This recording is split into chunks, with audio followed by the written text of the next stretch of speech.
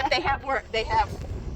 There's Right, room for and so the question for me, the first question is like, you had a good halt to begin with on one of those times, and then you let him stretch out in Too the much. halt. And Because he has a tendency to because step he has back. a tendency to go back, but that's something that that should be improvable. Okay.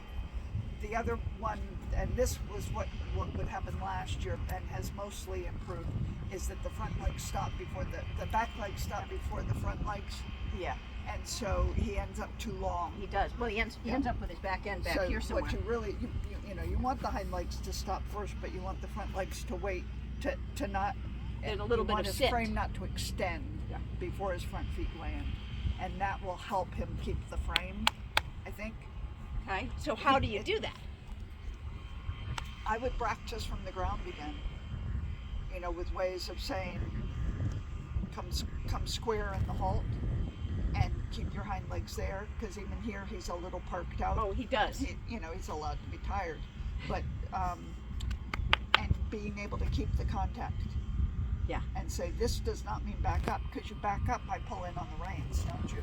Well, it's and using your voice. yeah, it's gently so, because otherwise he braces against. Right. Yeah. It took me a while to find the right. So the other thing I was wondering about it is, as you're coming into the halt, this is a two-parter, but as you're coming into the halt, can you soften your wrists to have just a little vibration or movement in the bit, so it's not direct pressure? Because your arms have gotten better, your posture's better, right? You're more symmetrical, and needed no correction in your posture. But what I'm wondering about, this pertains also to the free walk. Mm-hmm. There are times in the working walk where he's lifting his neck a little bit rather than going out and back. The neck in the walk should never go up and down. It should always go out and back. And the more collected the walk is, the less movement there is in the neck. But what I'm wondering is, can you give a little bit of following in your elbow? And I shouldn't say this before you go write a testimony, but can you have a little bit of give through your elbow joint, through your arm, that would encourage him to take his neck that way, rather than just, okay, I have to give the reins away to get him to lower his neck.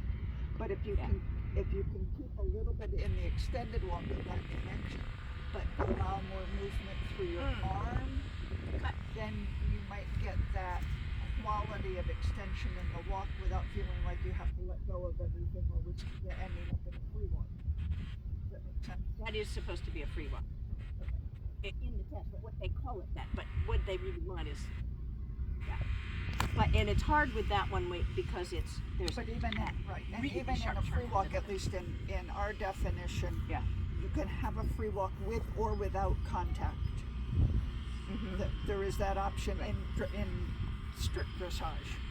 So again, I don't And he know should. how that I mean, pertains. it should. I think, But they're then supposed to be it contact. should be even that, just that little bit of following in a free walk. Even if I don't have much contact, I have to be able to move my hips through my elbows.